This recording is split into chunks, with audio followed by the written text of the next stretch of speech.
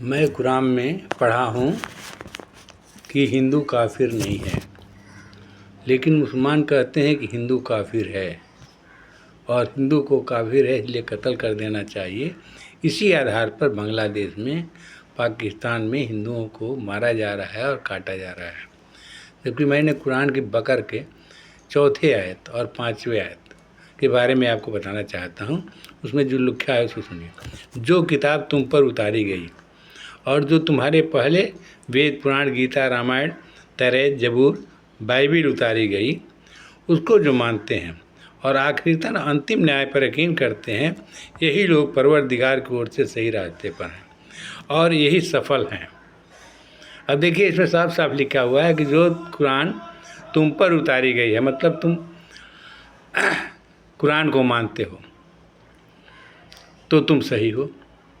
और इसके पहले वाली किताब वेद, पुराण, गीता, रामायण, जबूर, तौरात और बाइबिल जिन लोगों पर उतारी गई है और जो उसको मानते हैं वे भी सही हैं। और उसके अलावा आखिरतन पर विश्वास करते हैं। आखिरतन माने परलोक पर विश्वास करते हैं और परलोक पर यकीन करते हैं, और यही लोग जो है परवरदिगार के यहाँ सही हैं। अब देखिए, इसमें 2 बातें दी गई हैं जिसके आधार पर सभी लोगों के कौन ईमान वाला है, कौन ईमान वाला नहीं है, इसको अलग कर दिया है। पहला कंडीशन ये है कि जो कुरान में लिखा हुआ है ईश्वर का नाम अल्लाह, उसको मानता है। दूसरा, वे लोग जो किताब में लिखा हुआ है, उनके किताब में लिखा हुआ है, जैसे हिंदू है तो उसके किताब में लिखा है कि ओम ईश्वर है।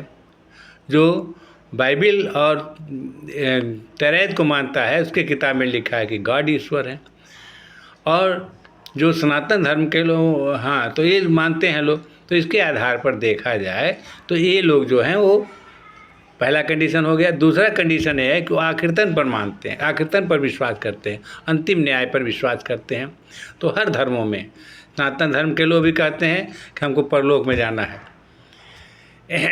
ईसाई धर्म के लोग भी कहते हैं कि हम पैराडाइज में जाएंगे, और हिंदू भी कहता है कि मुझे स्वर्ग में जाना है। तो इस तरह से देखा जाए तो तीनों धर्म के लोग जो है वो स्वर्ग में जाते हैं और वह इन अपने किताबों को मानते हैं। तो वही लोग परवरदिगार के यहाँ सफल हैं, वही सही हैं, और उन्हीं को स्वर्ग में जाना है, वही सही लोग हैं। यदि वो सही हैं, ईमान वाले हैं, तो काफिर कैसे हो सकते? ये कुरान में कभी नहीं लिखा है कि हिंदू काफिर है। ये यही कहता है, चूँकि कुरान जो है वो अरबी में लिखा हुआ है, तो जो पुस्तकें जिस भाषा में लिखी जाती है, जैसे वेद लिखा है संस्कृत में, तो उसमें ओम लिखा गया।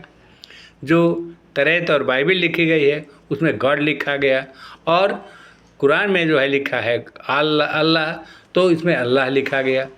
तो इस तरह से, लेकिन सभी लोग जो है एक ही ईश्वर को मानने वाले हैं। तो इस प्रकार से देखा जाए तो न हिंदू काफिर है, न यहूदी काफिर है, न मुसलमान काफिर है। ये तीनों लोग जो हैं सही हैं, यह कुरान की ये आयत बताती है।